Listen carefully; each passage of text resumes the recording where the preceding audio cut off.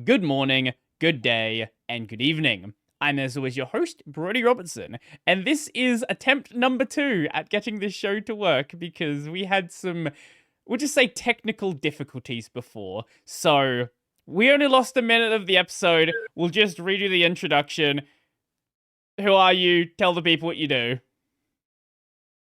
Yeah, no, sounds good. My name is Eric Curtin, I work with Docker.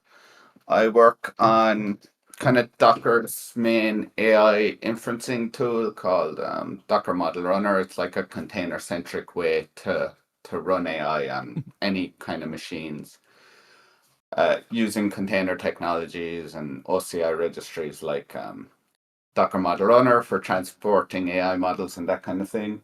And also from the AI perspective, I work a bit with Llama CPP, which is kind of like the premium AI inferencing engine, particularly on lower end hardware like desktop and edge devices. Well, let's sort of start at the core, like basic level, and then work our way up from there. For anyone who's unaware of what Docker is and what function that is serving, how about we just start there and then build on top of that? Yeah, sounds good. Yeah, so Docker is famous for being a container technology. It's a way of spinning up lightweight sandboxes to run all your tools in some sort of user space environment. That could be Ubuntu, Fedora, CentOS. It could not be a distro at all, literally just an application. But there's also a part.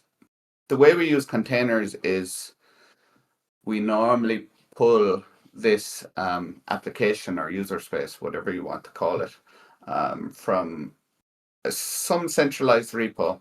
The most famous one, I guess, is Docker Hub, but there are many others. There's like GitHub Container Registry. There's like Quay.io, and the list goes on and on. And the other place, those are examples of kind of public registries. There are also many private OCI container registries, so it wouldn't be uncommon for some kind of a business to set up these container registries in their internal data centers so they don't always have to be pulling everything over the public internet, so they save some cost there. And there's security advantages, right? Because you're not reaching out to the public internet all the time. Right, and if you're building something that is only locally important, you wouldn't want to put it, out on the public internet. Yeah, exactly. Yeah. Mhm. And it's probably faster to pull in the internal network. Right. But this has become appealing to AI people in recent times. Mhm. And there's a couple of examples of people doing this. It's not just Docker Model Runner. Mhm. These OCI registries are normally built on very good infrastructure, and they're normally capable of like transporting like huge amounts of data, like gigabytes, Mhm. which tends to be the kind of sizes that AI models are. Mhm. So we kind of everything is a file, right? So we kind of use this format, and rather than pushing and pulling containers, we actually push and pull models to the exact same infrastructure. And that's very appealing to people because at the end of the day, when you're pulling a model, you just need to pull a couple of gigabytes. Mhm. So they can just reuse their existing infrastructure to do the Mhm. exact same thing just for AI models. Mhm. So when you say model, what is an actual AI model? What are we looking at as this thing? Obviously, it's Yeah, a very so complex topic. The entire episode could just be explaining LLM. no, it's very possible to simplify the explanation. Like there are different model formats, but let's just for the sake of argument, Mhm. we'll take the one used by Llama CPP and Docker Model Runner called GGUF.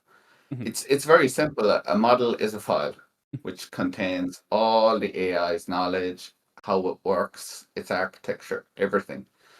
So examples of models would be like Llama from Meta. Google have one called Gemma. There was a famous open source one that got popular around a year ago called DeepSeek R1. And it's very simple. It's a file you pull. and that's the brains and knowledge, everything of that model in one file. And you basically load that into your inferencing engine. And then you have your kind of chatbot, or it could be kind of multimodal AI, which is like feeding the AI model images or video or sound. That's kind of going on also. So Okay, so where does Docker Model Runner sort of fit into the equation here? What is it actually doing? yeah, that's a good question. It's doing a number of things. One of the things that kind of used to be quite difficult in the early days of AI was just configuring your hardware setup, like how many layers do I want to send to GPU? Do I want to use CUDA, ROCm, Vulkan? There's a whole list of kind of GPU level abstractions you can pick from, Mhm. and configurations you can do, and that actually gets quite complex, and it can be a bit hardware independent Hmm. or hardware dependent. Uh, so one of the things it does, it kind of abstracts all that complexity away from you. Mhm, mhm. Um, so you can run OpenAI compatible servers, which is basically the gold standard for AI inferencing. And then, yeah, you can spin up your local LLMs to do like ChatGPT type things or other things. Mhm, The other mhm. thing that's kind of appealing is there's certain registries that have become quite popular Mhm. for pulling AI models. One example would be Hugging Face. Mhm. One,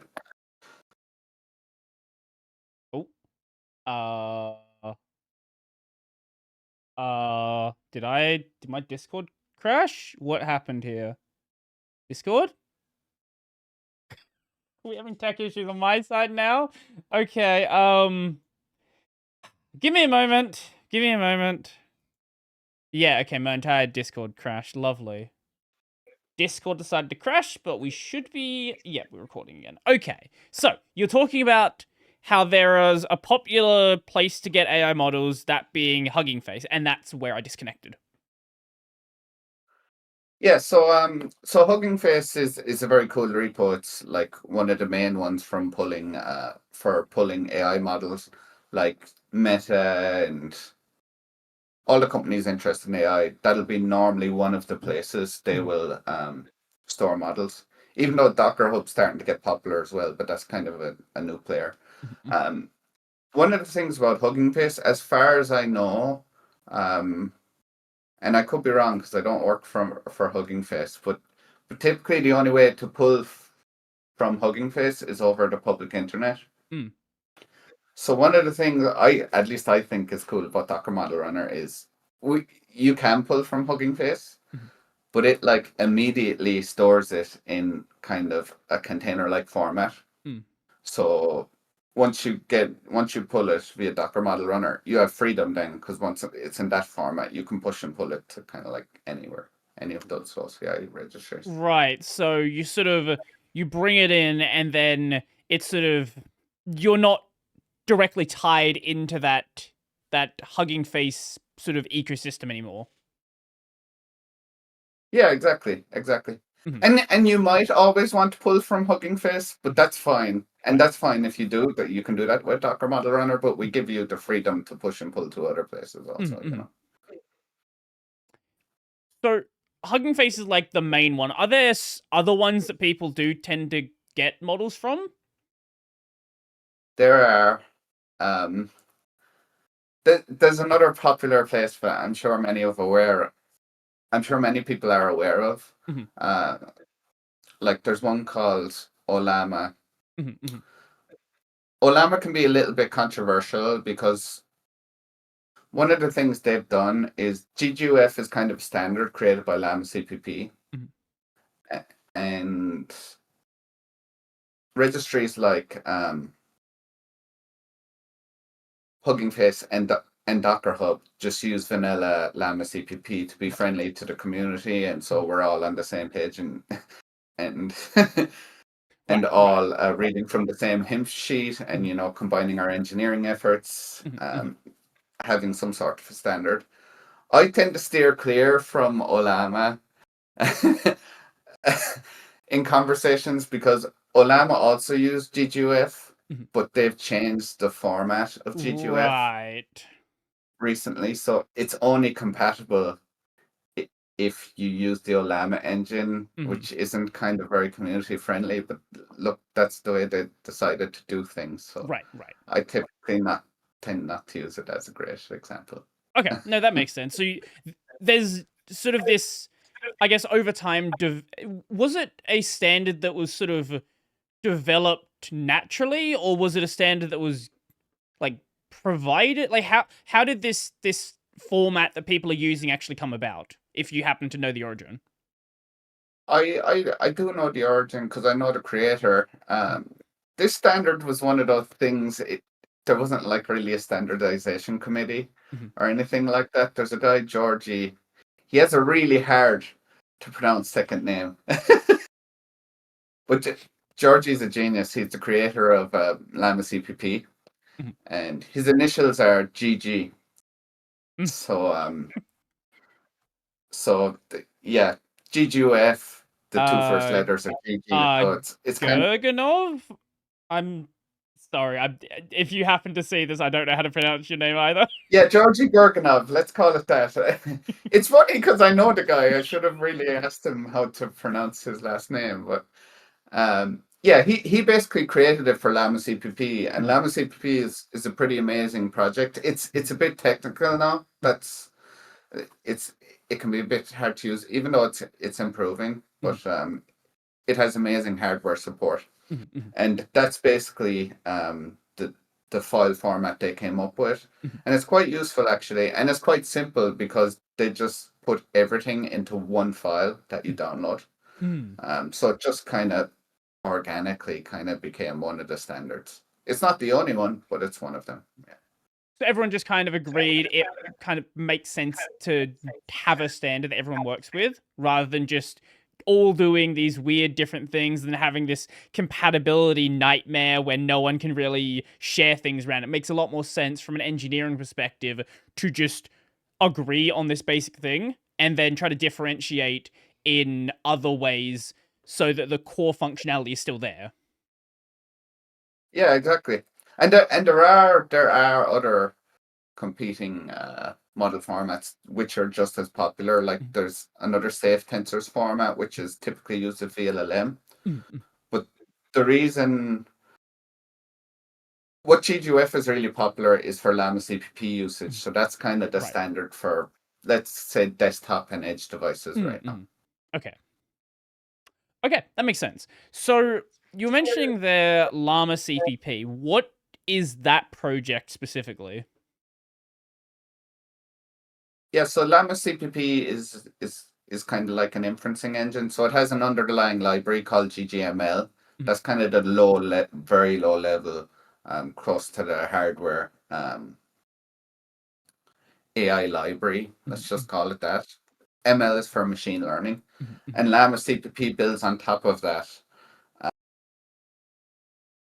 and it's kind of focused on chatbots. mm, But actually, that's changing. That's kind of no longer true because now they're adding multimodal support, mm, which takes in all sorts of other kind of inputs like images or whatever. mm, mm, Um, so yeah, that's kind of the funny thing about Llama CPP. Like it was initially written to run Llama model from Facebook. Now it runs every single model, but mm, mm, mm, projects grow and evolve.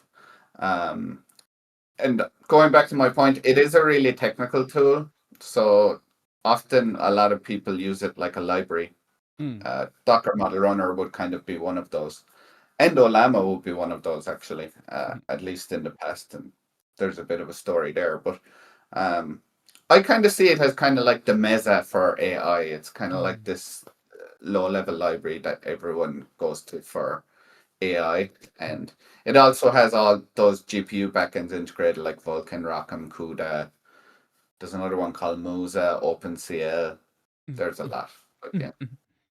So that's sort of the low level library that everyone builds on, and then sort of you bring in the tools that build on top of that will pick and choose which functionality they want to provide within their tool. But I guess kind of in a similar way in the video editing space to something like an FFmpeg, where all like pretty much every Linux video editor, every Linux video player, for example, is basically just a wrapper around FFmpeg at its core for the most part. Yeah, no, that's pretty accurate.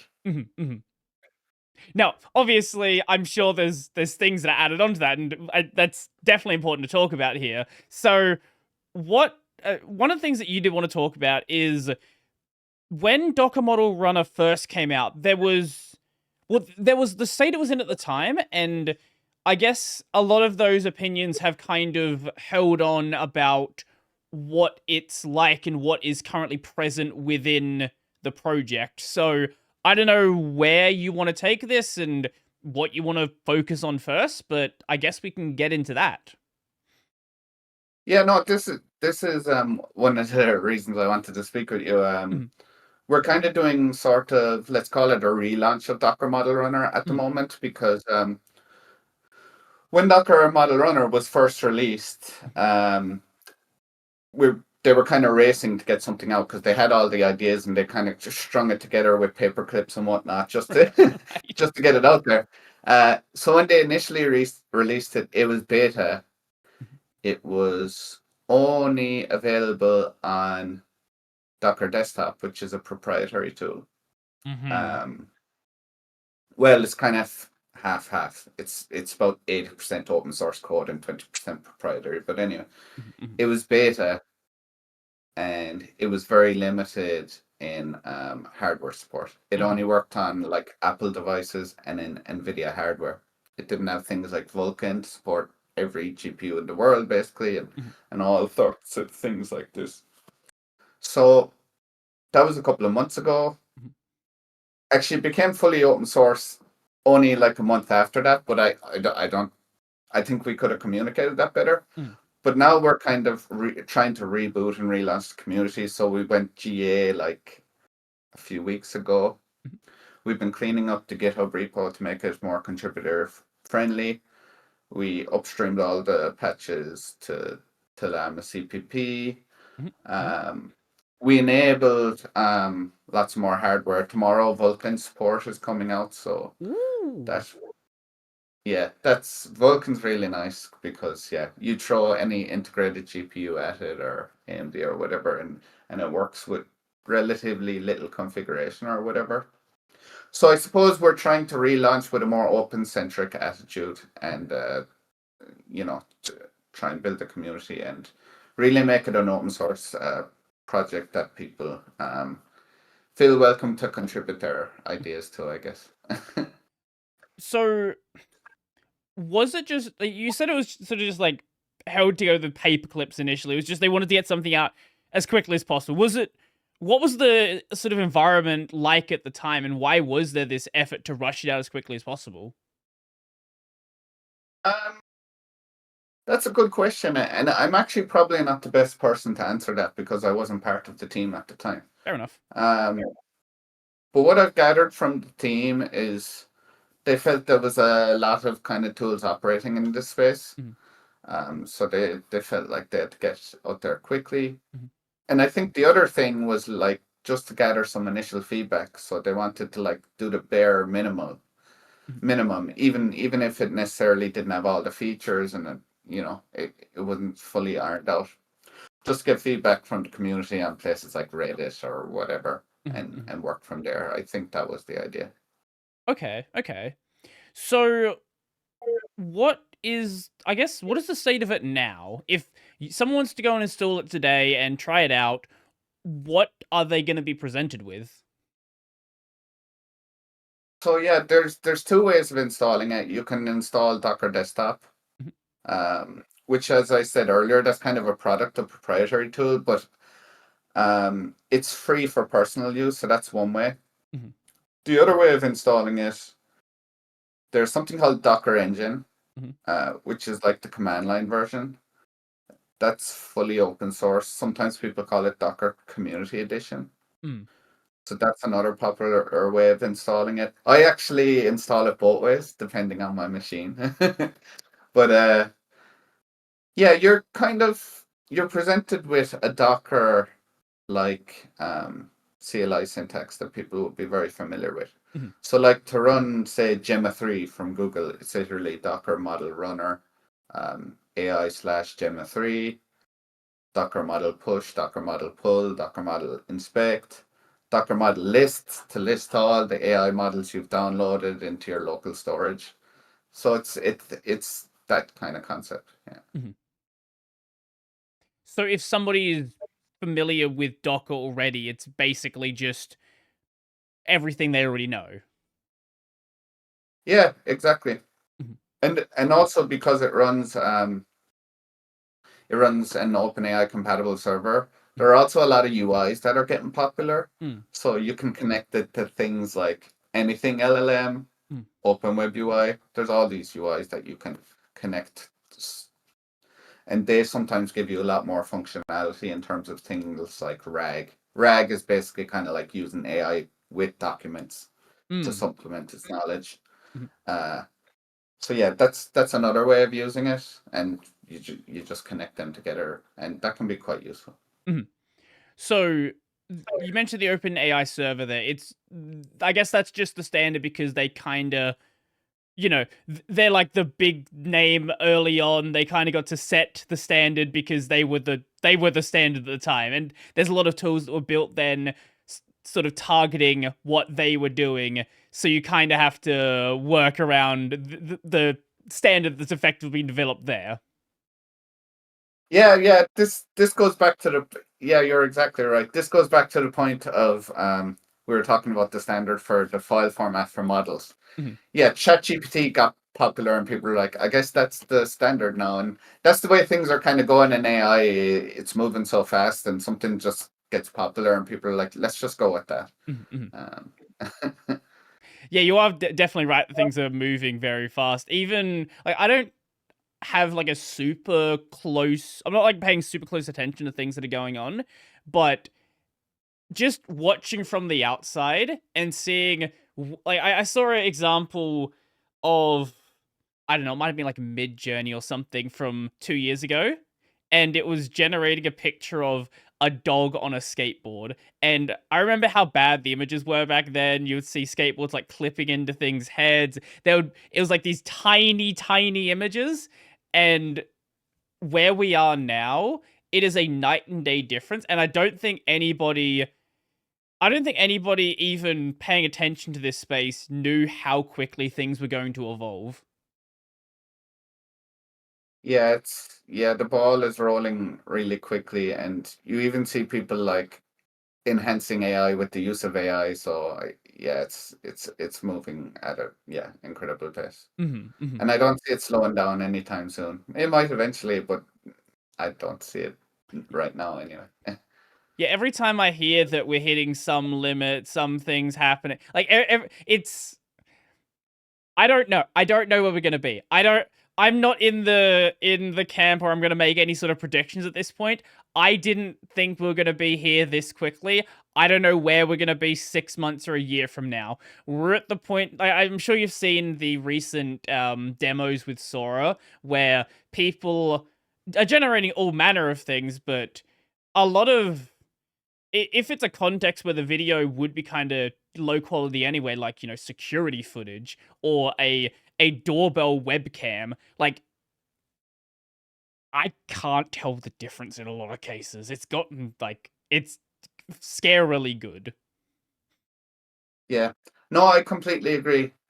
Those are kind of the use cases where Docker Model Runner can be quite useful, Hmm. actually. We call those edge devices. That's kind of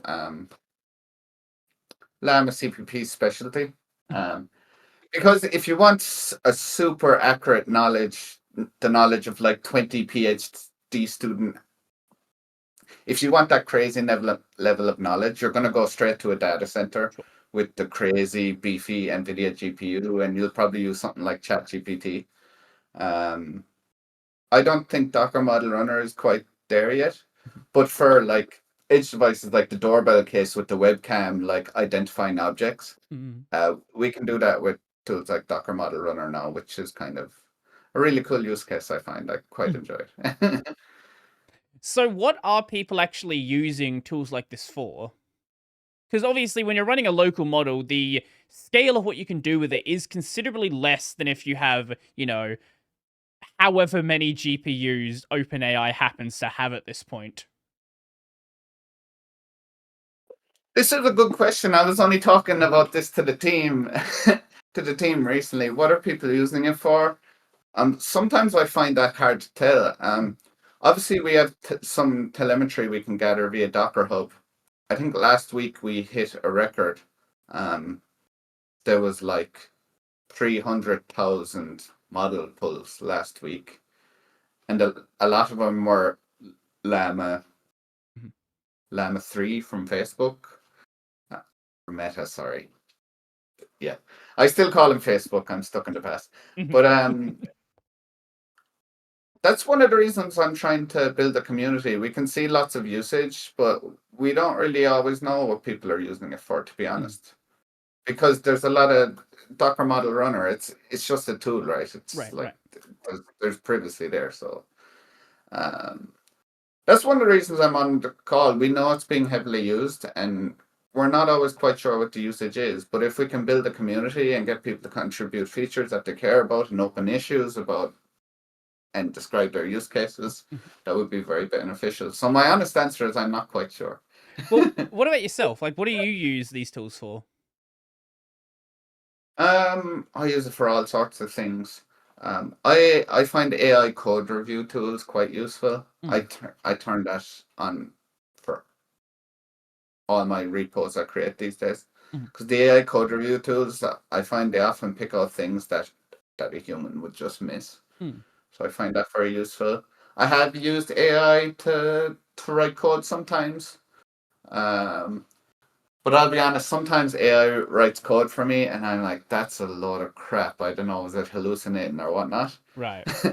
But there are other times I was like, oh my God, that's perfect. And I've ended up using 80% of the solution with little edits. I write a lot of blog posts. I use it to help write blog posts sometimes. Even sometimes email. So yeah, even though English is my native language, sometimes I find it can be more articulate than me. Well, code review, I do want to sort of touch on. Like, I hear obviously a lot of like code generation stuff, but what is it doing on the code review side? Is it sort of identifying problem areas? Like, what is it? What does it act like? What's an example of somewhere you've used it?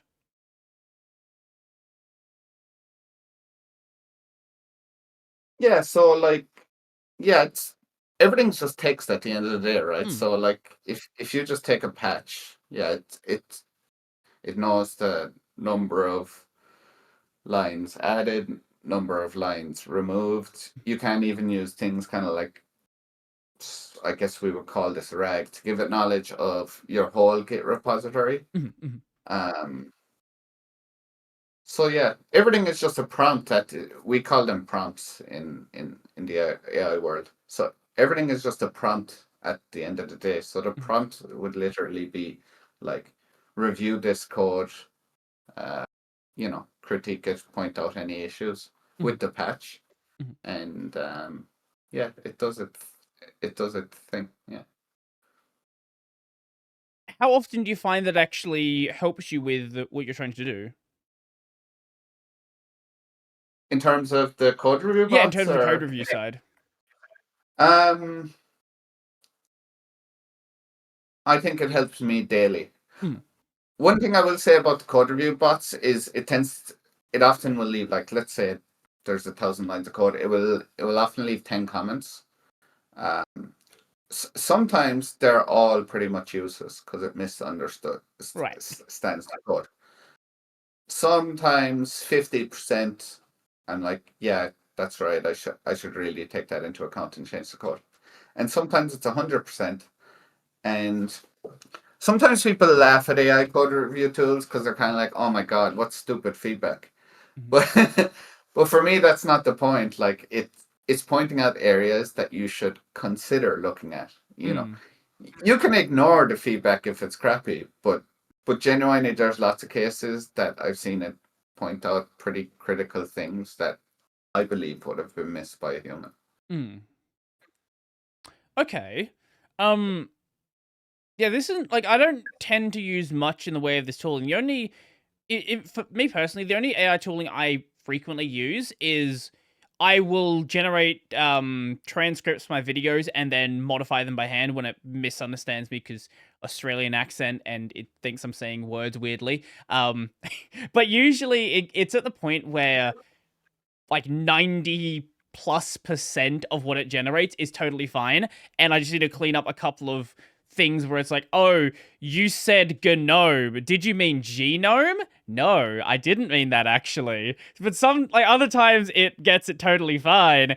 And yeah, like I can see why people are gravitating towards these tools. Like I understand the concerns that people have with them, but I can see how when you are using them in a way where it is augmenting the work you're trying to do, how it can actually benefit you. Yeah, I always view them kind of as accelerators. Like they Mm, don't really replace the work, but they can make you get it done a little bit faster. mm, mm, Um, and the problem you spoke about there, the I won't go into it because that's a detailed topic in itself. But the hard G in GNOME, which mm, is 100% correct, um, there are ways to solve that problem as well. You can do something called training, mm, which we've literally been doing with Docker Model Runner recently. So you can kind of, you know, coerce the model and you can basically teach it that this is wrong, this is the more correct way. mm, And mm, that's often done to fine tune AI models. mm. Yeah, training is something I've heard about, but like, what is the actual process of training a model? Like, how does that sort of go? I'm actually not an expert of that. I tend Okay, to just use the generic models as is. understandable. But but a teammate of mine's been working on it quite recently. He wrote a blog post on blocker.com. He Mm, was using tools from this cool AI startup called Unthought mm, with Docker tools. Um, yeah, I'm I'm not an expert on that, I'll be honest. But okay. you also need GPUs for that Uh actually huh. as well, Uh huh. to kind of drill the new knowledge into the AI model. Um, I didn't really want to go there, but that's actually one of the cool things about Docker Desktop, Mm, which is a proprietary tool. If you have a machine that doesn't have any GPU whatsoever, or they're really weak, mm, you can turn on this feature called Docker Offload. And mm, once you turn it on, it's pretty transparent. But you're actually using remote GPUs mm, in a data center. And I actually think that's really cool if you don't want to like invest in a beefy GPU in your house. mm, mm. Now there's I now obviously that's a paid offering, but Sure, sure. I think there's some free usage if you just want to kind of try it out. You get so many credits or something. Mm, mm. So, on the note of GPUs, like, I know obviously different model sizes are going to require different, you know, uh, different sort of levels of GPU to effectively use.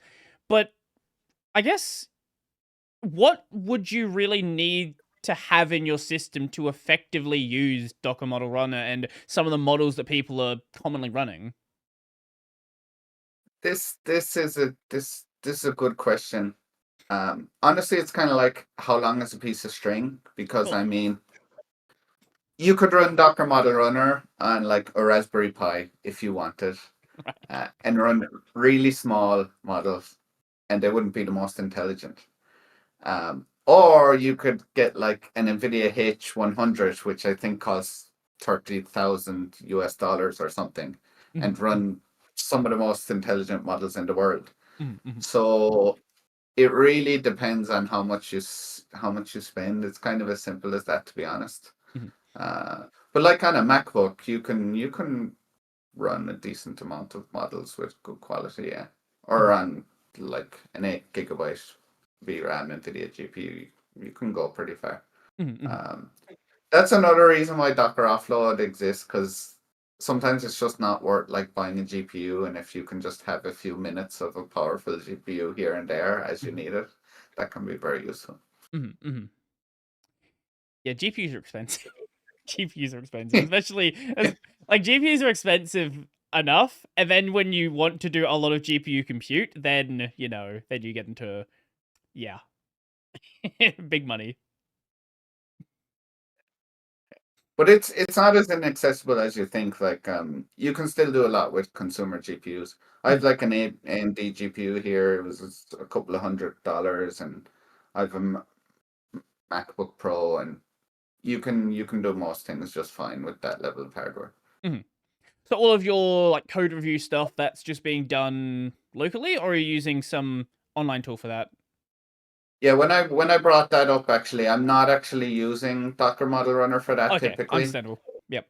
They're like I was just describing the use. You Sure, could use sure, sure. Docker Model Runner for that, but I personally don't. The reason I don't is there's kind of we use GitHub for all our repos, and there's some really great plugins that are free from open source. There's Mhm, Gemini Code Assist, mhm, and there's mhm, another one called Sorcery.ai. mhm, So that's very like hands off because you basically turn it on and it does its thing as mhm, random contributors open pull requests. mhm, mhm, Uh, You could use Docker Model Runner for that if you wanted to be more privacy focused and run everything locally. mhm. If yeah. Well, that actually takes us into a good segue there. Why are people wanting to run models locally when you can get so much extra power from, relying on these big GPU farms that are available out there? Yeah, so there's a couple of reasons for that. Like one is cost Mhm, is sometimes it's just cheaper to run things locally because obviously when you're running from a cloud vendor, they're making a profit, right? So sometimes it gets to a point where it's just cheaper to do it yourself, mhm, and especially if you're running, like if you're not running the huge models and you're running medium to low end models, you want to run them locally. mhm, The other one is latency. You brought up a great example there, and I love it because mhm, I brought it up in so many talks of like the doorbell with the webcam. mm, mm, mm, That's the kind of thing where you really want local AI mhm, mhm, mhm, because you're dealing with a stream of very beefy data from a video camera, and you don't want to be sending that back to a centralized server waiting for the response. mhm, That is the exact kind of use case where you want local AI because mhm, you want the latency to be super low. As if mhm, you were mhm, gaming, right? mm, mm, You mm, want the latency as low as possible. Um, the other one is privacy. You know, sometimes you're using some like AI tool in the cloud, and you're obviously giving it a lot of data. You're right. giving it a lot of sensitive data about your work or whatever, and some providers are very open. We will use your data, and some say, "Oh, we're not using your data at all." But can you trust them? Really, we don't know. Mhm, right, But if right. if you're running it locally, and you've everything containerized, etc., you can you know you can you can relieve a lot of those concerns. Mhm. Well, like, I know that if you're operating in a government context, you can't send data out in certain ways, or medical stuff. Like you, there's like laws around how that data can actually be handled. So if you're operating in a context like that, being able to run your own models separate from the big ones makes that an actual viable thing that you can use then. Yeah, exactly. Yeah. Um, like I know companies that have turned, and I'm not trying to bash companies, but anyway. So do you know what? I won't name any company in particular, but I've known companies internally that they've turned on enterprise ChatGPT like things, and literally a month later they've turned them off because they're like, "No, we think we might be leaking info here to a company we don't want to be leaking to." Uh huh. So yeah, maybe that's paranoia, maybe it's not. You can debate about that all day. I don't know. Sure, sure. No, I can definitely like, especially if there is big money attached to it. Like I can totally understand why you would be paranoid and you don't want to risk any possible chance that this data could be leaked in any way. If there's fines attached to it if it's leaked, things like that. Like it's totally understandable why you want to be very careful with certain kinds of data you're handling. Yeah, it's only natural, right? At the end of the day, with AI models, they're kind of like big, massive databases with like huge amounts of data that can be used in some very powerful ways. And sometimes you don't want to enhance that further with your own intellectual property or trade secrets Mhm. or Right. whatever it may be. Right. So, No, I totally get that. That makes a lot of sense. Okay. Where do we go from here? I don't even know. So I guess we can. Yeah, where do we go from here? I actually don't. I don't know. We've kind of just been like jumping all over the place throughout the entire episode so far. Um. So actually, I want to jump back a bit. You said earlier that you want to do, or you guys at Docker want to do like a proper like relaunch of Docker Model Runner. So has that already happened? Are you is there like some plans to like sort of re-promote it, or what's the go there? yeah, in some ways it's already happened. Mm, Like it's been fully open source for like 5 months now. mm. Did my Discord just crash again? What is happening with Discord today? Discord! What are you doing? Oh my lord. This tool. It's never been this crashy. What is going on?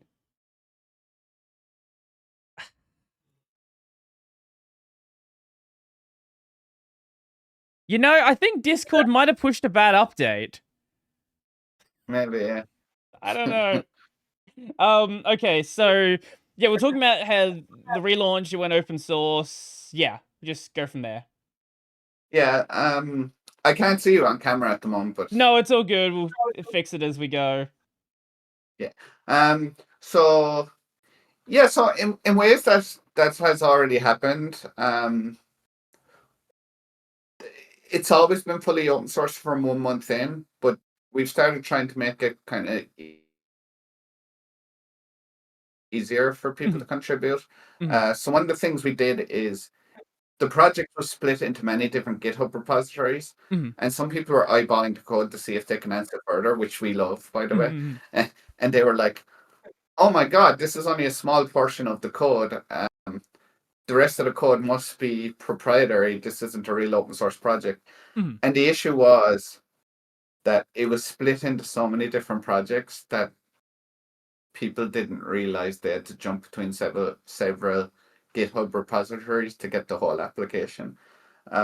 So one of the things we did was we've centralized everything to just one GitHub repository to avoid that confusion.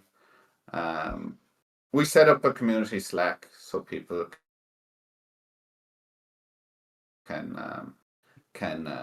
talk to us about features and whatever.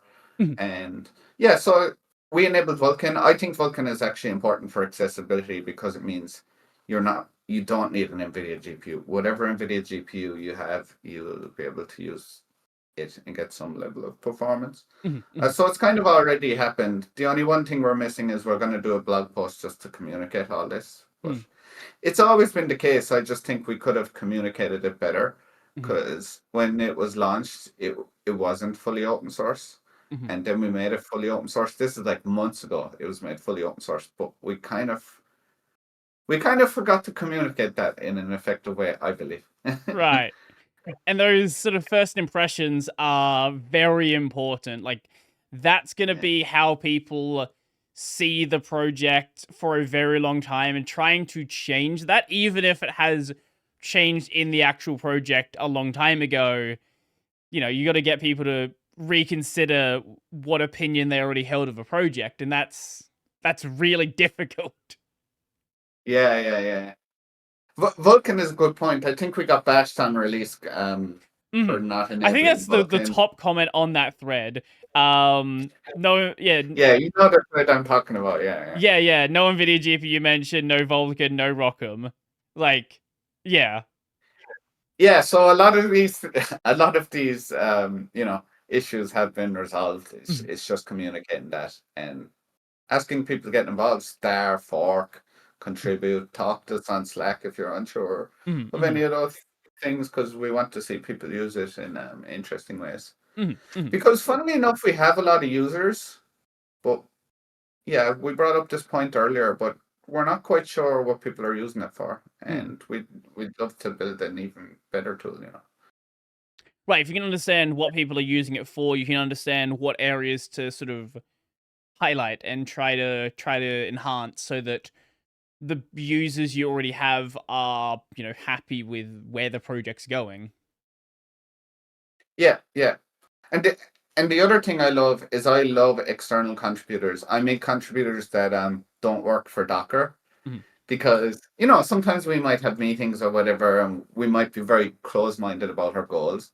mhm, But I love seeing external contributors come into projects I work on, mhm, because they come in with a completely different perspective, and mhm, I'm like, oh, that's a really good feature. We never really considered that. Please go for it. mhm, mhm. That's one of those advantages of open source isn't really discussed as much. Like people will talk about, oh, you can modify the code, you can fork it, all this good stuff, but having a different perspective from the people who are primarily developing the project and sort of providing and also like providing just actual real world uses for it, because you might produce something, you might have an idea of how it's being used, you might use it in a certain way internally, but you realize that people outside are doing something you never even realized was something people wanted. Yeah, exactly. And the engine I thought we spoke about earlier, Llama CPP, is a typical example of that, actually. Mhm. Because initially, I think the goal was to run Llama models on MacBook Pros, Uh-huh. and now it runs on almost everything, and it does those vision models that you were speaking about, like the doorbell webcam Mhm. example. It even does that now, and that was not an initial goal of the project. So. Mhm. Mhm.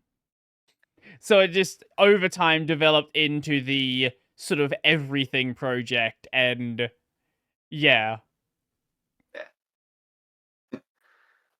So I guess where do you see all of this going? Like all of this AI tooling going and tools like Docker Model Runner, like what I know it's kind of hard to predict with how fast everything is moving, but like do you have any thoughts on where all of this is going?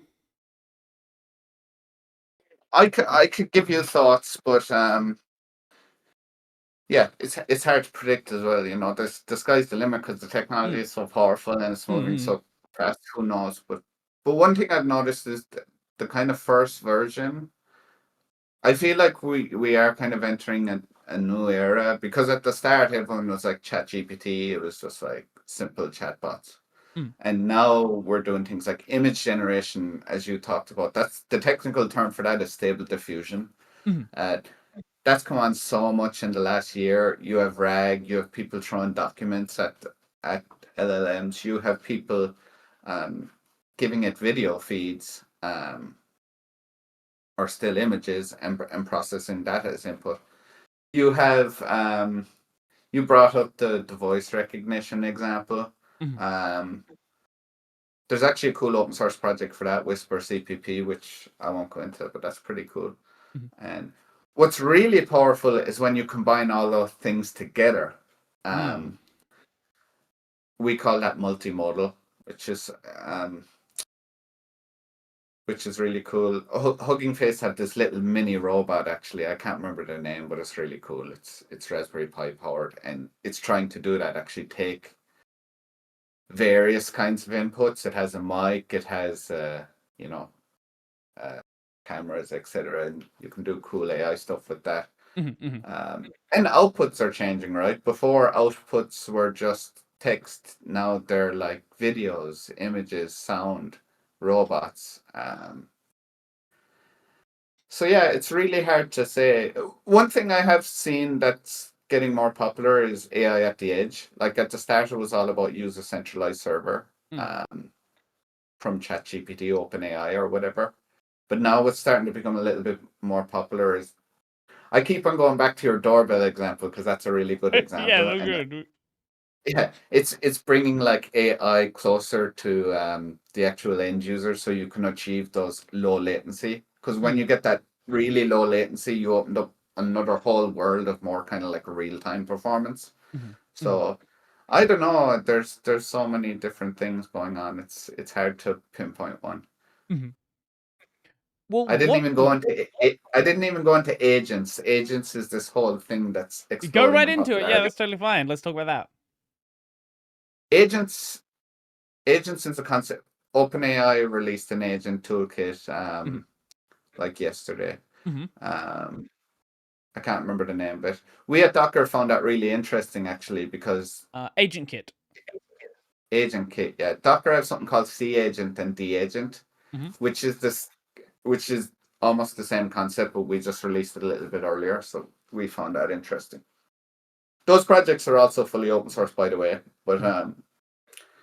agents is Agents is kind of scary. I used to work with this guy, Dan Walsh, and he used to compare it to the Terminator movie. And That's always good. Yeah. no, the reason is Agents is kind of giving AI access to tools.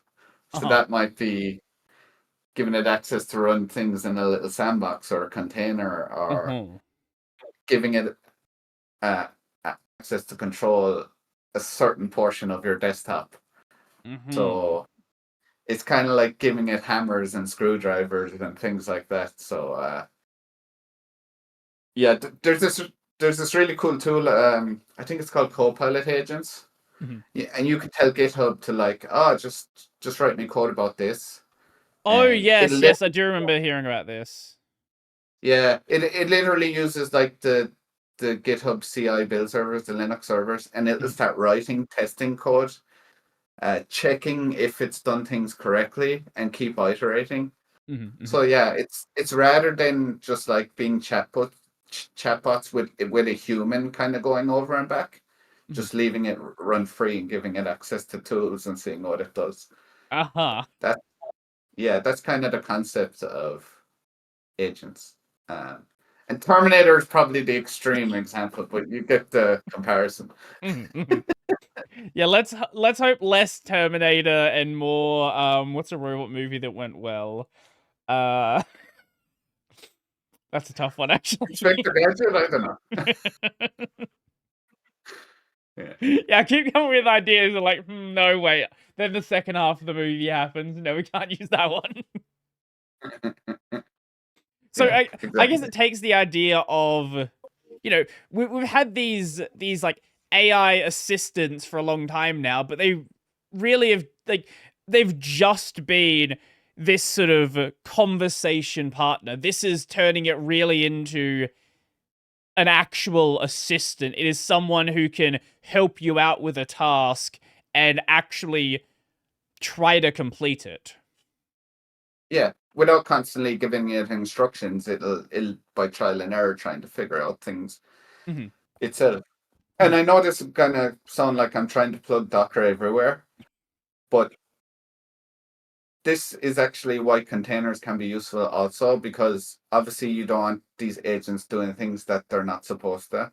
mhm. So often people put agents in containers because once you have it in a container, you can restrict the set of privileges it has. So you know it's not capable of escaping the container or having access to privileges that it really shouldn't really have access to. So Right, it's right. another reason why containers and AI kind of gel together. You know? Mhm. You don't want it to be, deleting files that you don't want it to delete, or things like that. Exactly. No, that makes a lot of sense then.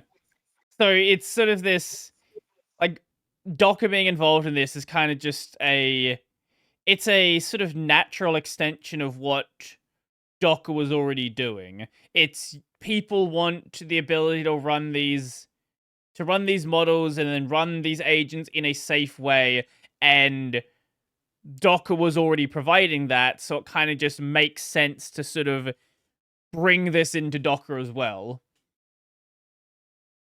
Yeah, exactly. Yeah. At the end of the day, these are yeah, it's just a new type of tool, right? That's the way I see it. And Mhm, but these tools are super powerful, so I think that makes encapsulation even more important mhm, in containers and sandboxes. And there's also other side reasons, like Docker were really good at transporting huge files, mhm. which you kind of need to do when working with AI also. So yeah, the technology is kind of fit in multiple ways. So you've mentioned these huge files a couple of times. How big are the model files that people are generally running locally? Obviously, again, there's different models of different sizes, but you've seen the ones that people are mainly downloading. Yeah, it really varies. It really varies on what kind of hardware people have and what kind of bandwidth or whatnot. There's some really small models, and small models are useful actually because you get that low latency because Mm, they don't have it. That doorbell example is a good example of where you'd want a smaller model. Um, so models can be as small as 100 megabytes, but I mean the super intelligent models can be as large as 100 gigabytes. So that's not it even that really varies. much. Like that's less than I would have thought. Yeah, yeah, yeah. I guess I guess they don't go into the terabytes yet because when you load these models, you typically have to load them into kind of VRAM of sort. Oh, right. Yeah, yeah. So we don't really have too many GPUs with a terabyte VRAM yet. Uh I'm huh. sure that's coming though, you Oh, know. certainly. Yeah. So that's kind of the reason. Yeah. I don't know if you ever seen the graph of Nvidia's revenue. It was like mostly gaming, and then it hits about 2020, and then the data center just takes up the entire graph. Yeah, it's crazy. Yeah. And they're going into all sorts of areas now, like automotive, because AI is getting important there as well. So yeah, Mhm, it's crazy. They mhm. used to be kind of a gaming company, and it's like, but yeah, now they're like the biggest player in the world. It's crazy. Yeah, yeah. And as everything else grows, like if you're the one selling the shovels in a gold rush, you're gonna be coming out pretty well, pretty well through that. Yeah, exactly. Yeah, yeah. That's kind of what we're doing at Docker. Yeah, we're not selling GPUs. We're more kind of selling you shovels so you can use your GPUs. Mhm, mhm. So, what sort of brought you into working on AI stuff in this space? Like, why are you involved in this? That is a good question. Um, I'll tell you the true story. I had a boss. I was working a lot in software-defined vehicles, Okay. kind of like electric vehicles, kind of self-driving vehicles, and all that thing. And and my boss at the time said, "You're a somewhat innovative guy. I've seen you come up with cool solutions in the past. You should Mhm, look into AI." Um, so yeah, I said, why not? I started a side AI project. My initial goal was just to make AI much easier to run on local machines. mhm, And then I started working with the Llama CPP community because I found them really welcoming. Uh, which is, yeah, shout out to the Llama CPP community. mhm, One thing I love about Llama CPP community, it's a true community. Like there's people from like 100 different companies and individuals working there. mhm. Whereas some other projects, they're kind of like, oh, we're open source, but you don't really work for us, so we don't care about your contributions. Sure, right. Yeah, so I got involved at Llama CPP and started hacking away there. But Llama CPP, as I said, is very technical, Mhm, and I thought container technologies blended well with a lot of the concepts there. So mhm. yeah, that's kind of how it went, pretty much. Okay, okay, fair enough. That's yeah, no, that was a pretty smooth way to get in there, I guess. Like, I don't know. I like to always ask people how they get involved in whatever it is they're involved in. Some people have like crazy 20-year backstories. Other people it's like, yeah, it seemed like a good idea. Someone told me I should do it. Yeah, no, I'm the kind of engineer. I've changed my area of specialty like 10 times, so I'm kind of used to just, I'm going to try something different and try and get good at this niche. Mhm, And mhm. normally that works out for me. So, I know. So how long have you been involved in this? Well, I've been involved in the open source world for years now, but the AI stuff probably around a year at this point, maybe a little longer. Yeah, not that long, maybe 14 months, I'm estimating. To be fair, that is a really long time in the AI space with how much things have changed. Yeah, and to be honest, like things move so fast, is you kind of just got to keep learning and learning what's relevant at the moment. Which is sometimes people find it hilarious when they see a job post for an AI job and it's like, oh, you need 10 years experience in AI, which is kind of silly because like AI 10 years ago is kind of completely different to what it was now. So yeah, I don't think people should be like intimidated by AI because yeah, it moves so quickly. You kind of just got to jump in and find what's relevant at that moment in time. In some ways, it's not exactly the same, but it kind of feels like the web development space in the early 2010s, where constantly people were talking about a new web framework. It seemed like every other week.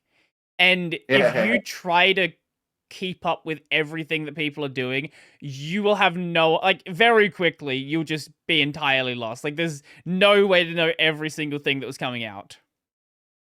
Yeah. No, AI is exactly like that. There's too many tools out there to know everything. So yeah. But there are some common like core things that will stay consistent. A good one is AI inferencing. At the end of the day, you need an engine to run all the various variants of AI, so they're going to continue, right? But yeah, everything around that constantly changes. Okay. Uh I I had all these things written down, and we kind of like, as I said earlier, we kind of like hit on so many things so quickly. I'm trying to work out where do we actually go. Um, shit. Yeah, let me think. What could be interesting?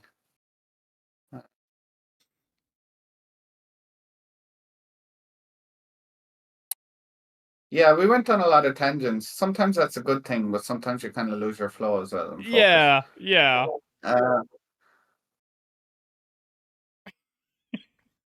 I'm sure this is great for the listeners right now. I'm not gonna cut any of this segment. yeah. What else can I? Somehow we managed to compress the entire AI space down into about an hour. I don't know how we've managed it. How long do you normally go on this? On this? The hour's usually a short one. Usually go for 2, but anywhere in between, there's totally whatever ends up happening is totally fine. Yeah. I could go into things like RAG and all that, but I think we touched on them already. Well, I'm kind of curious more about this. So RAG you mentioned is like using documents to supplement the AI, yes? Yeah, so yeah, let's go into that because that's kind of an interesting thing. When a new model comes out, they put a lot of work into curating that model. Like they have to throw it at GPUs for like weeks or whatever in some cases to train the model. But the world is always changing, right? So sometimes by the time you release the model,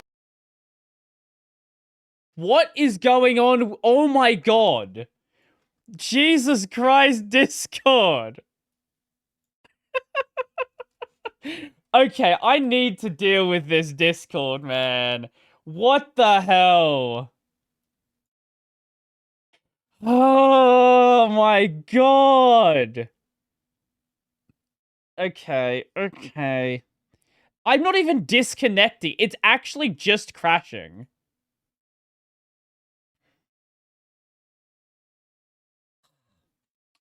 Discord was a mistake. Why am I doing this? It's never been this bad. yeah, I've only used Discord from time to time, and I've always found it super reliable. I have used it for like 300 episodes, and I've never had it crash this much. I don't know what is going on. Anyway, we were saying RAG. Yeah, That's yeah. yeah, going into reg, sometimes by the time you use the model, the knowledge is a bit stale. Or sometimes if you're using it in a local setup, you might be using smaller or medium models. So they wouldn't have like the knowledge of everything. Mhm, So rag is like you can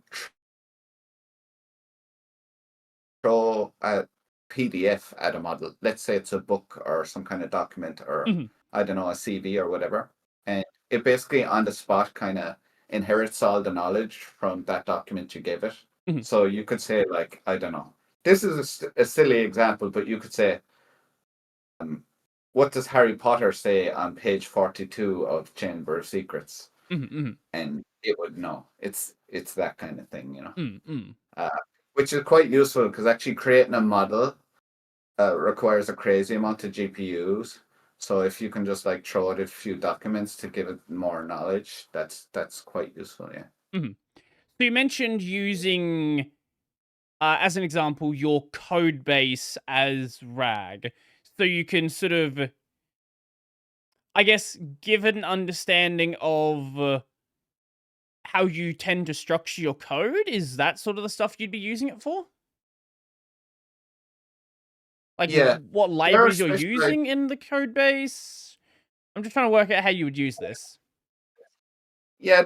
This is another topic of AI. Obviously, AI is a bit specialized. Like, can get a bit specialized. If you use an AI for code, Mhm, sometimes people like to use very specific models that are suited for coding. mhm, Um,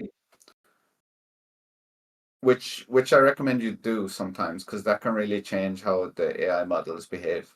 A good example of how people use Docker Model Runner for coding, sometimes they'll use something called Quencoder. That's mhm, one of the popular ones. And that's specifically tuned to understand code. mhm, And it will already have knowledge of some of the popular libraries in the world. mhm, Um, but yeah, people tend to hook that up to IDEs like Visual Studio Code and say, hey, the OpenAI compatible server is here. And then it'll traverse through the all the code in your Git repository and learn about that. mhm. External libraries are another one. There are tools that will go as far as find external libraries on the internet to learn more about those, Mhm. um, which is another thing you see happening as well. There's another form of RAG, and I can't remember what it's called,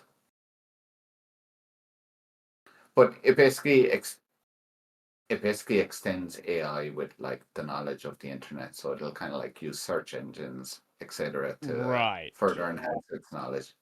Typical examples of this are like Gemini from Google, Mhm, um, and Grok from X, they're called now. mhm, You'll see not only are they being processed via the LLM, they're also querying around the internet to try and get more up to date data on, say, the latest news story mhm, or mhm, whatever, the current stock price of a stock on the stock market or whatever it may be. mhm, mhm. Right, stuff like that where even if you have the information in the model, it wouldn't even be useful anyway, right? Like if you know the stock price from 3 weeks ago and you want to know the current stock price, it's just like it couldn't even achieve that task even if you wanted to without supplementing that data. Yeah, no, exactly. Like, and you can update models by retraining a model, but like, I Sure. mean, retraining a model is a huge endeavor. So, Right, and for some data points, it's just not viable. Like current stock price, yeah, right? You're not going to retrain it every second. yeah, exactly. It's just, yeah, it's impossible. Mhm. So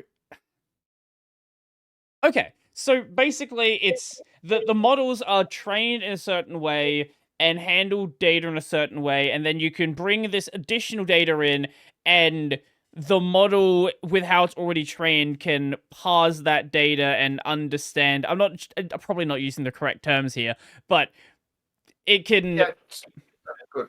um yeah, so you can sort of throw more data at the model, and it can it can fill in the gaps where the model is not really going to be able to. provide you with the best results that you'd want to find, or if it's very specific stuff, you can sort of guide it in a certain direction. Yeah, exactly. That's well described. Mhm. Another interesting thing you see people doing, which is kind of related to the specialized models that I brought up earlier. Mhm. We brought up the concept of agents, where we're actually giving AI inferencing engines access to tools. Mhm. This is where you see specialized models being used as well. For example, one agent might be responsible for writing code and Mhm. might be using Quencoder. And then when it's done its job, it might tell another agent, now it's your job. So that might be running another model that's more tuned to run its specific task. And then that might give a task to the next agent, which is running a different model, which is specialized for that task. So that's Mhm. kind of why agents kind of get so exciting. Mhm. So agents are relatively new thing. Like I'm sure people have thought about the idea of having AI go off and do its own thing for a very long time, but a new thing to the point where it's actually viable to achieve things. Yeah, I think as people are agents have been around. They've been around. The concept of agents has been around for at least a year, but it's only kind of like the last few months they start to get really powerful. I Mhm. suppose people are spinning up new infrastructure and software frameworks to actually do it properly. Mhm. So yeah, it's very topical at the moment. Mhm. Mhm. It's just a natural kind of evolution, I guess. Mhm. And I think what's really interesting with any of these tools that come out is, like we are kind of saying earlier, there is this idea of how it's going to be initially used, and then as you like let people play around with them, you realize how people are really going to sort of make use of them. I like to go with the example of, you look at what people are using Sora for example, and initially it's this like it's like a certain kind of like movie style. Hey, look at these interesting clips, and it's very quickly turned in. I've noticed that what people are using it now for is like funniest home video style stuff, where it's like, hey, my dad fell asleep and a bear climbed on top and is like sniffing, like just dumb things like that. And especially when you throw it at social media and you just see what people are gonna what ideas people have with these tools and what they can really do with them and how quickly it changes how people are using them. I Yeah, I think it's just fascinating to watch what people are doing when you hand them something like this, something so powerful like this, and what they're gonna even try to do with it. yeah, no, it's very true. I know you're on X.com. I still call it Twitter, I call but it Twitter. It's Twitter. yeah, I think Twitter is funny now because the the gospel fact checking tool on Twitter now is like at Grok. Is this true? You see that all the time on Yes. posts, Oh, I saw which it. I I kind of I saw a post earlier. At Grok, is this AI generated? And I was, yeah, it's kind of funny. yeah, But, yeah. I know, I get it though. Like, especially with some of what I'm seeing out there, it is legitimately hard to tell in some cases if something is. Like, obviously, you have your obvious ones. Like, yeah, you see a bear riding a motorbike. Yeah, sure. Obviously, that's not real. But there's some stuff out there now where it's very close to the line, and if you don't know what you're looking for, you're not gonna spot it. yeah, this brings up a good point. Yeah, you definitely do have to worry about kind of ethics. Sometimes in AI, it's very important. Like Mhm. I spoke about the Llama CPP community, which I work with quite a bit. Mhm. There's this account that appeared in the last week, Mhm. and it's leaving comments on all sorts of pull requests, Ah. code review comments, but it's not a it doesn't call itself a bot account. Aha. It's a human GitHub account, but it's clearly powered by an AI bot. And we tag the person, guy, bot, we don't know what it is, and say, hey, you're kind of polluting our pull requests with all sorts of crazy comments. That sometimes makes sense, but 90% don't. And he was like, oh, sorry, I'm doing this for my research project. I'm doing a PhD or whatever. And we kind of said, yeah, well, we might have to revisit how we do this or whatever. And he kept responding. And now we actually think even that response might have been a bot and not a real human. So yeah, there is a lot, like we're currently talking with the Lambda CPP maintainers how we handle that kind of thing, because yeah, an AI bot should at least identify itself as an AI bot, we believe, because Yeah. transparency reasons. Yeah, this is a problem that we're seeing sort of all over the internet. And it's been known for a long time that a lot of social media accounts are powered by, fake actors, whether it be, you want to get into like government stuff or AI powered stuff, whether it's not an organic account. On YouTube, you're seeing a lot of these videos where it's just some generic, I'll see like generic F1 footage, and then it's an AI voiceover, it generically explaining something that happens in F1. And there's a lot of, and especially as the voices get better and sound more natural, it's harder to tell if it's actually organic content or if it's something that is just being generated out. And this is like harmless stuff, but Yeah, you get into the ethics areas where people are actually using it, like I was mentioning earlier, generating what looks like real CCTV footage, right? Like that gets into a really dangerous area there. yeah, and yeah, you're 100% right. It's definitely something I've noticed in recent weeks. Yeah, like in the past, it was very obvious to notice. That's definitely an AI bot. Now it's starting to get unclear, which yeah, it'll be interesting to see how we handle that. Um, but I will say from the software companies I've worked with, there's a lot of workshops and governance being formed around that to make sure we're responsible with our usage of it. So yeah, it'll be interesting to see where it goes. Yeah, no, at the end of the day, right, people, if you give people a tool, they're gonna use it, right? If you give someone a hammer, someone's gonna hit someone in the head with it, right? Like, if people are gonna misuse a tool, no matter what guardrails you try to put into it. Like, Yeah, this is a really tough problem. I do agree that AI content should be labeled. The problem is when people just don't do it. Yeah. No, exactly. If there's one thing I picked up this week, it's like, yeah, people should definitely AI label their stuff. I think that's really important from an ethics perspective.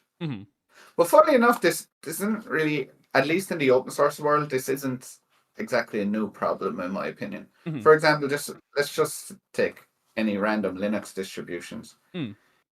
You hope people use Linux OSs for good things, but I'm sure they're used for horrible things also. Sure, yeah. It's the point you make.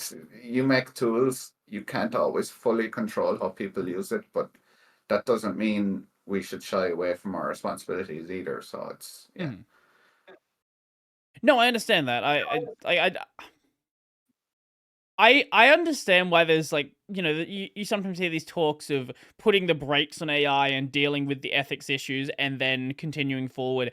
And I understand the arguments against that because, if the US says we're going to put the brakes on this, we're going to discuss ethics, you still have other places that are going to be doing stuff, and especially when you're dealing with open source tech, like borders don't exist with open source. So these are conversations that need to be had, but you can't.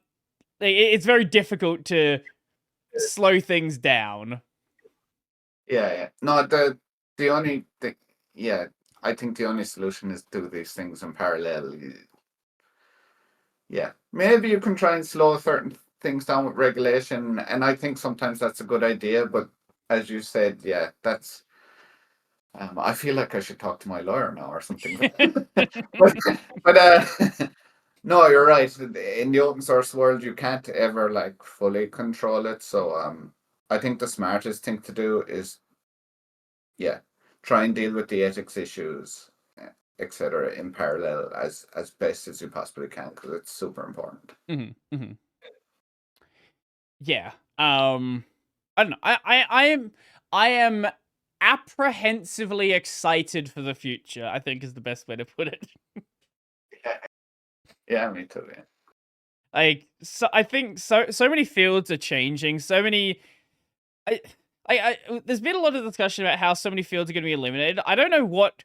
Like, anytime any big new tech comes along, entire new fields are generated. And I don't think anyone's really knows, like, 10 years from now, right? Like, what is this going to really enable that wasn't possible before? What new fields of endeavor are going to exist because this tech was further researched? Yeah, I agree. And I don't think it's going to be one thing in particular. I think it's going to sprawl out to a wide array of use cases, if I'm honest. Yeah, because even I brought this up earlier in the podcast. Do you call this a podcast or a YouTube channel? Yeah. Doesn't matter. Podcast works. Oh my god, Discord. Why is it so bad today? Oh my lord. What the hell? This is the technical of technical issues episode. Why the hell? Oh my god.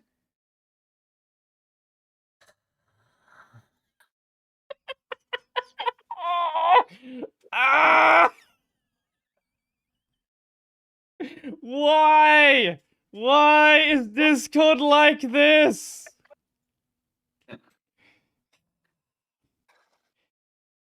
While you're setting that up, I have a friend actually. I think it's really interesting. I was talking about me speaking Portuguese. Oh, I didn't stop the recording, by the way. So in case, just in case you're going to say something you don't want on the recording. No, it's fine. Okay, cool. I have a friend. This is like another example of interesting use cases. She's learning Spanish, but like she doesn't have any Spanish speaking friends to practice and speak with. So she has actually been literally with a microphone, like, and speakers, been speaking to an AI bot to improve her conversational skills in Spanish because she doesn't know Spanish. Yeah, which I find very interesting. The Duolingo application has been adopting a lot of this with their like learning modules as well. It's, from what I can tell, very language dependent on whether or not it's going to be currently good. And obviously the language that you're coming from, right? So if your source language is English, I imagine German would probably work better than Hindi or Mandarin, for example, where the language is very structurally different. But a language like German there's a lot of similarities between the languages, so I'm sure that the translation between the two would be vastly easier. Yeah.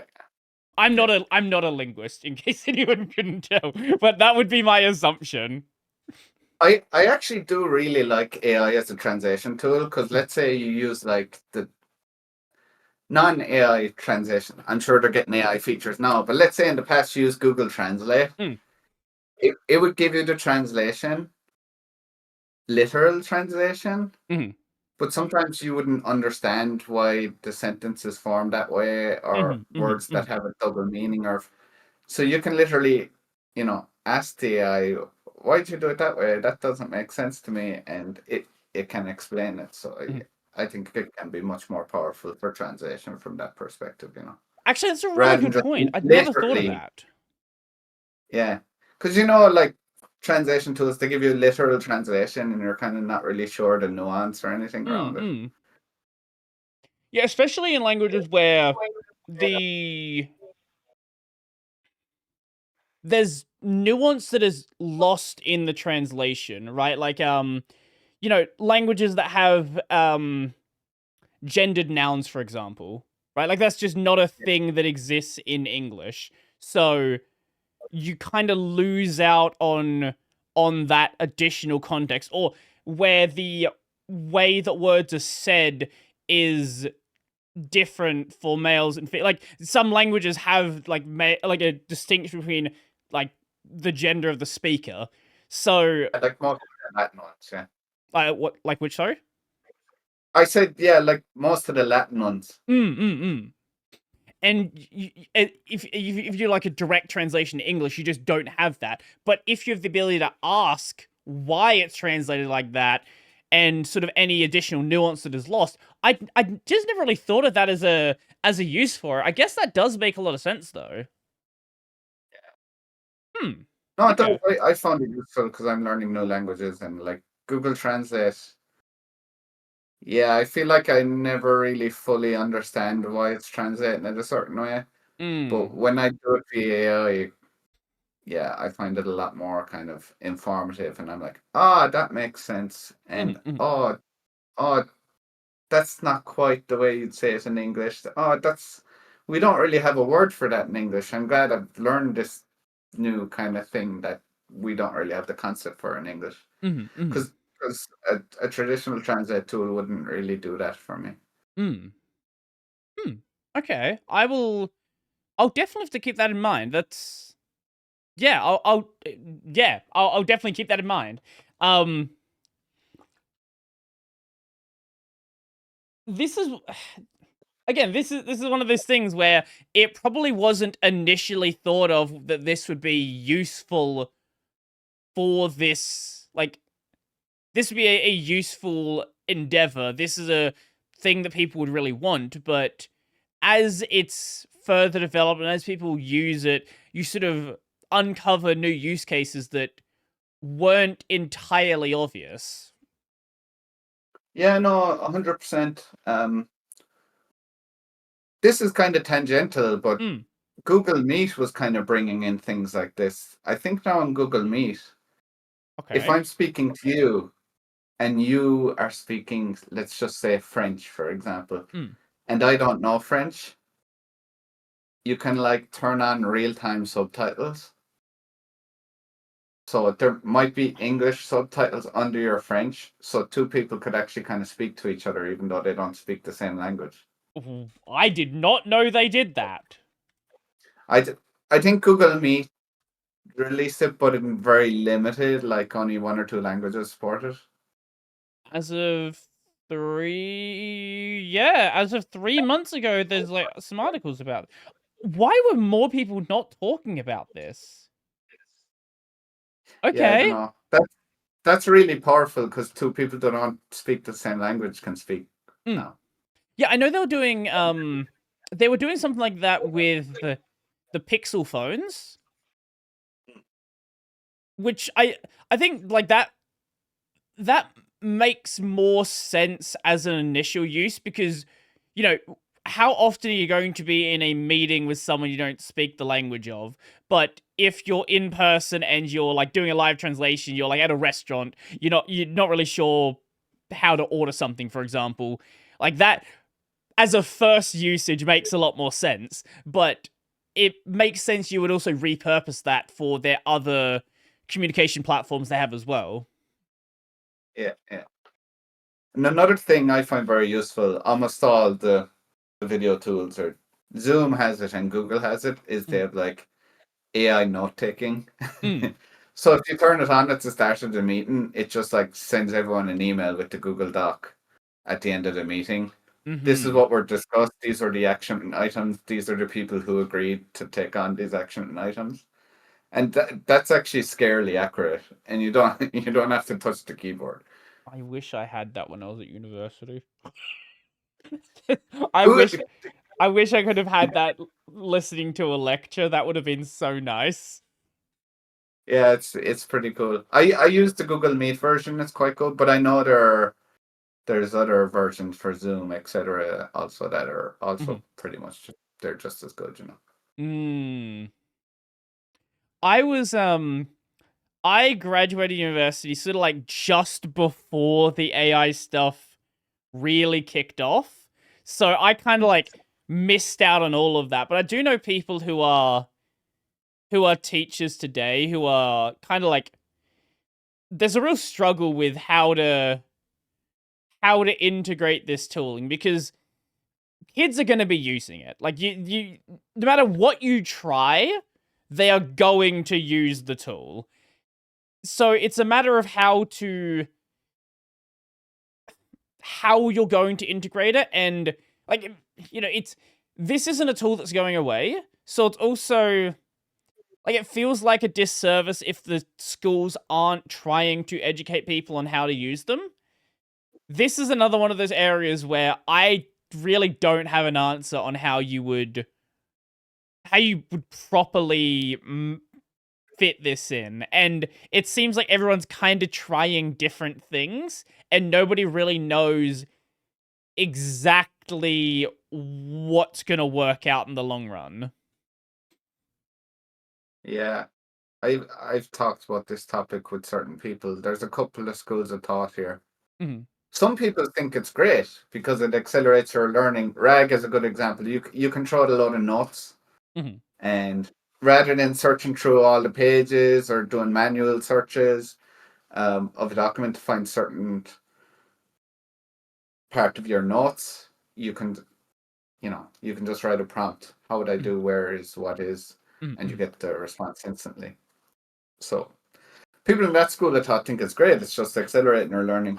I Mhm. suppose the other problem people, a kind of more negative school, and I think both are somewhat valid.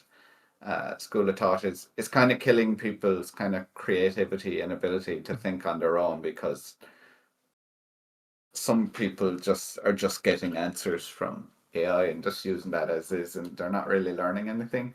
As Uh, a former enjoyer of Spark Notes, whenever I had to do a book review, I can say for a fact that if there is a way that I can do less work on a book review or other sort of assignments that I don't want to be doing, I would have done so. And I'm almost certain people are gonna like look, if you're a 15-year-old, right? Do you want to write a book review?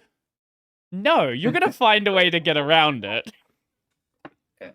and I actually, funnily enough, I think you should use it to accelerate your work. Mhm. But I think there's a little bit of personal responsibility there. Like, if you are using it to accelerate your work, at least make sure you're ingesting information and you're actually learning Mhm. because at the end of the day there's going to be an exam at the end of the semester, and if you haven't actually been learning you're going to fail, right? So Mhm. Mhm.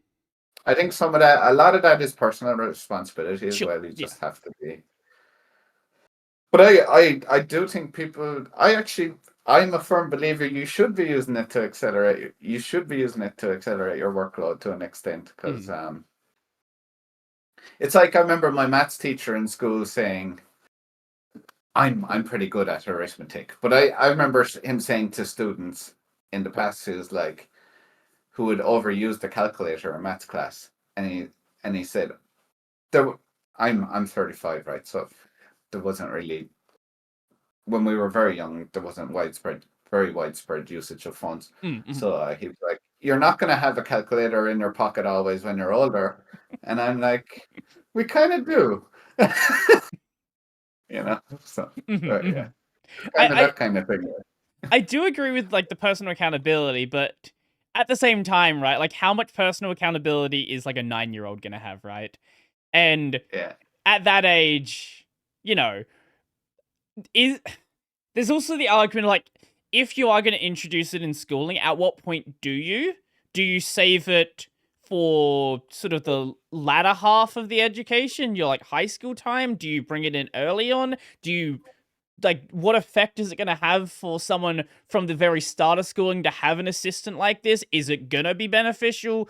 Does it like stunt learning? Like no one like because of how new this is, no one has any long-term knowledge of what happens if someone goes throughout their entire schooling and has access to this tooling. Like no one knows yet.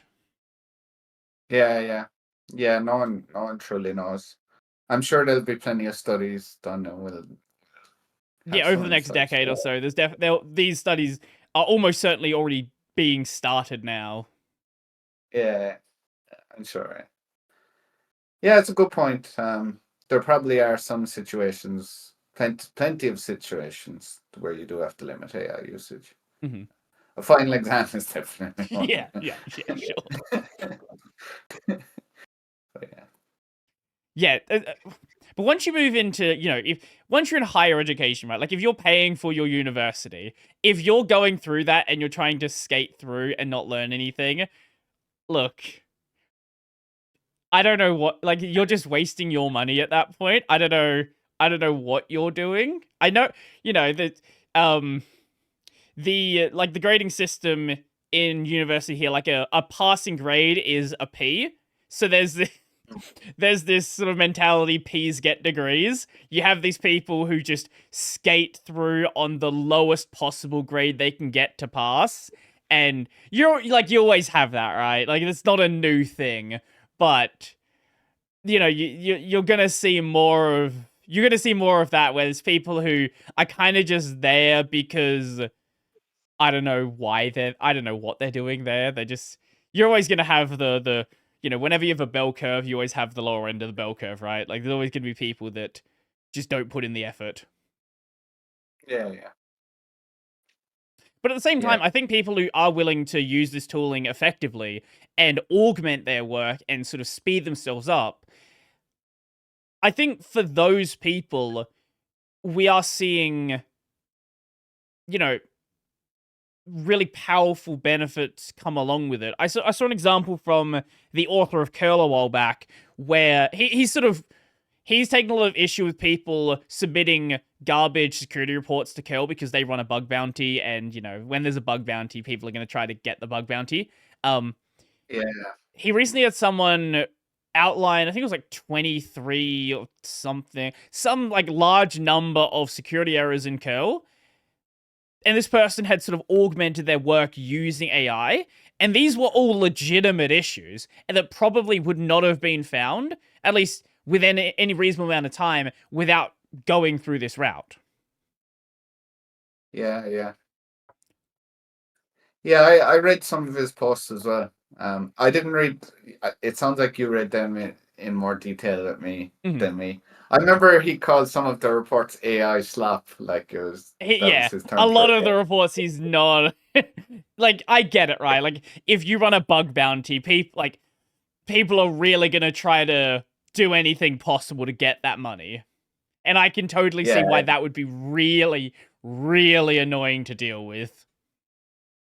yeah, yeah, yeah. This goes back to the code review bots.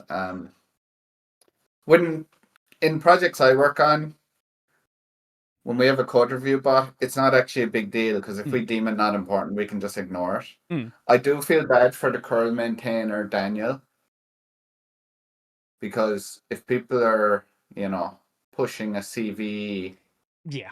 he's almost mandated to look at it and treat it seriously because it's a security issue. So Hmm. yeah, that does suck for him. Yeah. Yeah. It's not just Curl. Curl's just a really loud example, but Mace has had a problem with this recently, and a bunch of projects. I get why people want to contribute to open source, but you still need to have an engineering background. Like, oh my god, Discord disconnected again. Jesus Christ. Oh my lord. I need to check what this is. Man, this is so annoying.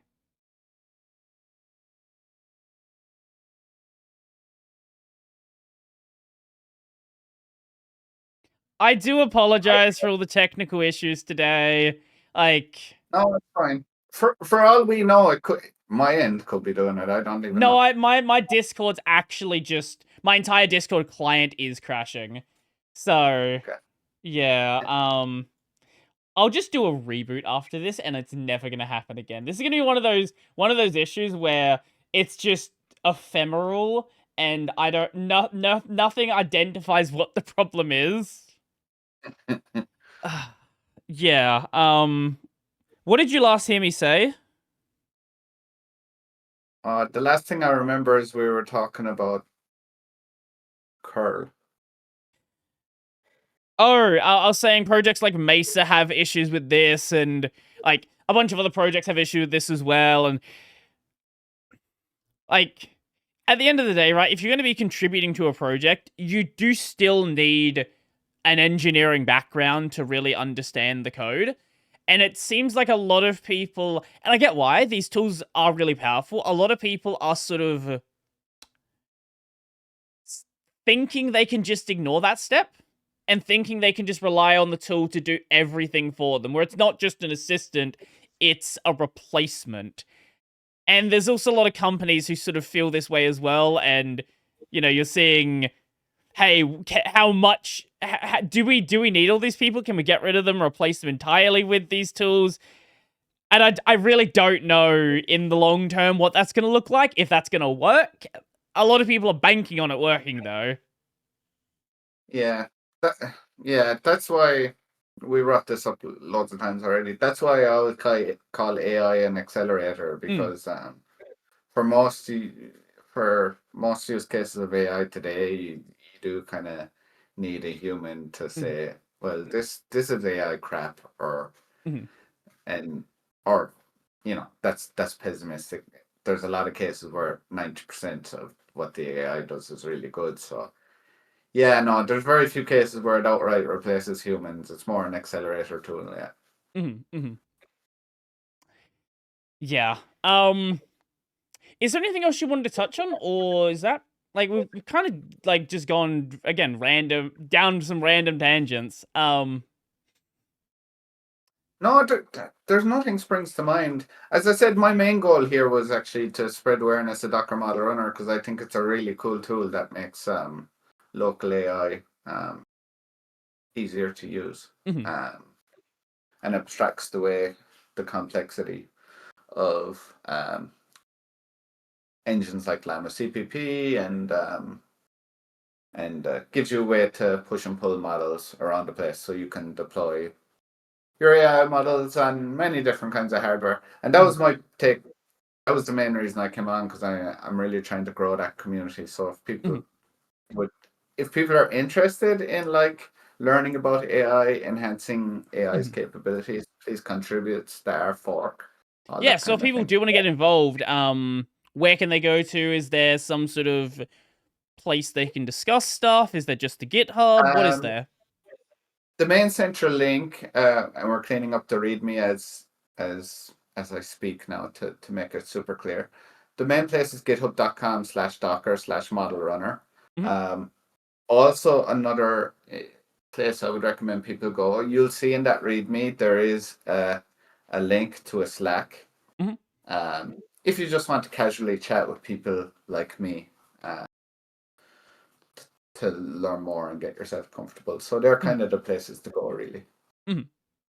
So what are you sort of hoping to get out of I guess building a community? Like obviously, having more people contribute and understand what the code is, but like what are some general goals you have? Um, First of all, I don't think there's kind of a, a true. I, First of all, I don't think a tool like this really exists, and I think it's quite useful.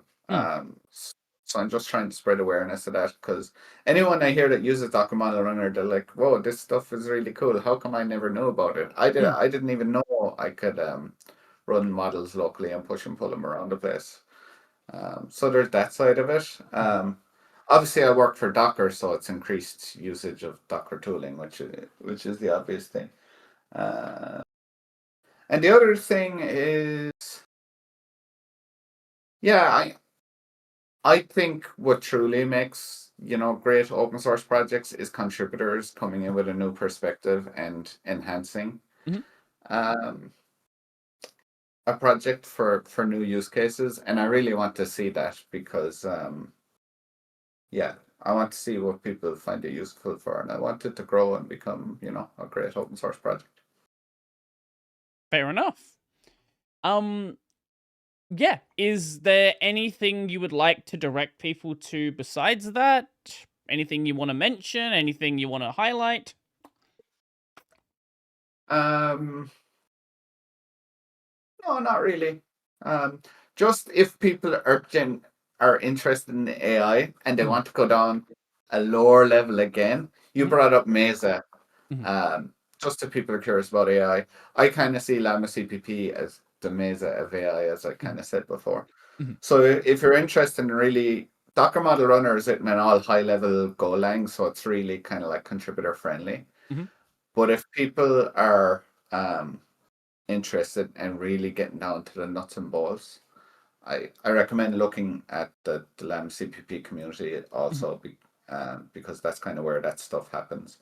And I'm also pretty active there, so yeah, we don't really have a Slack or anything like that in Llama CPP, but we're pretty active with our conversations via GitHub issues Mhm. and pull requests and discussions and things like this.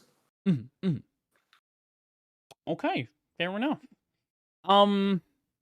Apologies for all the technical issues. I don't know what's going on with Discord today.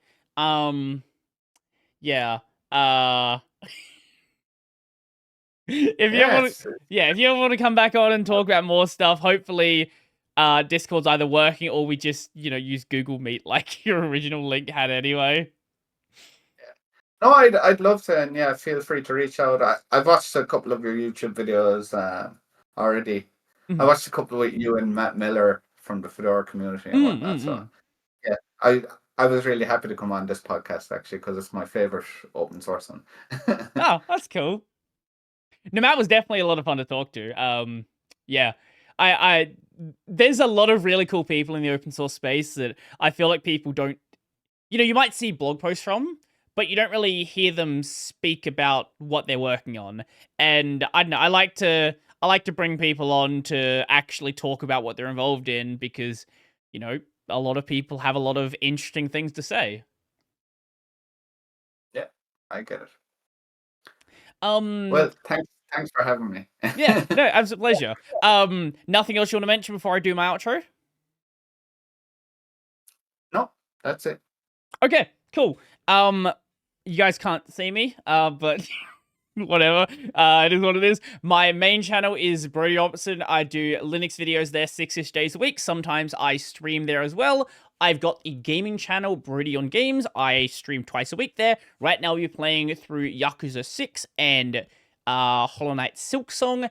If you're watching the video version of this, you can find the audio version on basically every podcast platform. Search Tech Over Tea and you will find it. If you'd like to find the video version, it is on YouTube, Tech Over Tea. I'll give you the final word. How do you want to sign us off? I never tell people they're doing this, so it's always fun to see what they do. Uh, Exactly. Docker Model Runner. Perfect. I don't know.